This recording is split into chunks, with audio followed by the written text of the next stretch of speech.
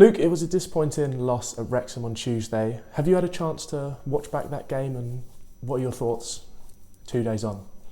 Yeah, a huge disappointment. I felt we held our own for large periods of the first 60 minutes, and obviously we make a change with Connor Stevens leaving the field. Does that have an impact? I think the balance of the back three had to change slightly. We had to move it into a back four to try and have a few stop gaps, and the manner in which we conceded the goals were very poor. So we've addressed it. We spoke about it yesterday. We had a good session yesterday and today.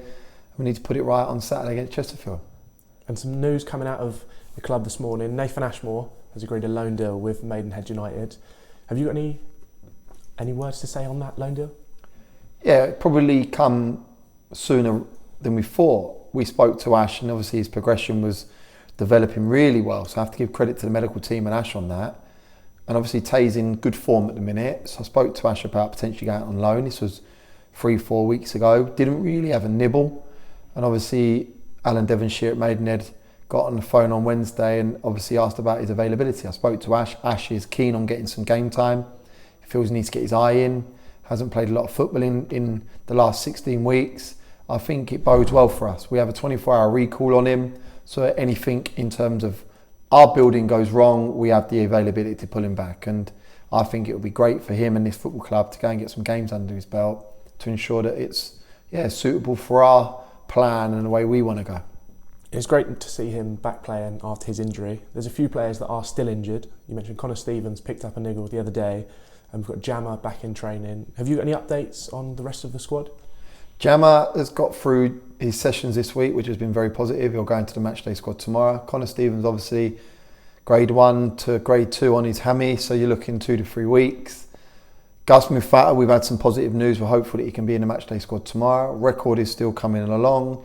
Mark Ricketts is feeling really good with regards to his knee, probably too early, too soon tomorrow. And Kane Smith, we're hopeful, will be available tomorrow. So Femi's a little bit longer term than the rest of them, but in terms of that, look, for us, they're like new signings walking in the buildings. Hopefully, fingers crossed, we can get a few more back and available to aid us in this busy period. And it wasn't the signing that we had on Wednesday, but it was a contract extension. David Stevens extended his contract for another 2 years. What does that mean to have him in the building for even longer?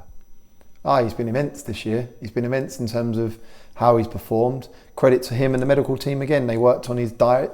They worked on an extra bit of work, so he lost even more kg throughout the off-season. And he's come in, and I felt he's made that central position his own. So to have him for a further 2 years, Dave Stevens, it's nice for him because he gets on well with so many people at the club, and to have his availability for the next 2 years is amazing. And we want to create more memories like we have done this season and in the previous years. So hopefully another 2 years with him, we can get even more memories and moments together like we have done. And looking ahead to tomorrow's game, 5:20 on the box against Chesterfield. What are your thoughts ahead of the game? Tough game. Good manager, great manager.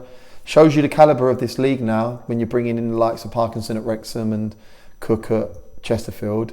The calibre of managers is fantastic. And you get obviously Dave Chandler coming from EFL to go to Stockport. For me, they're a good side.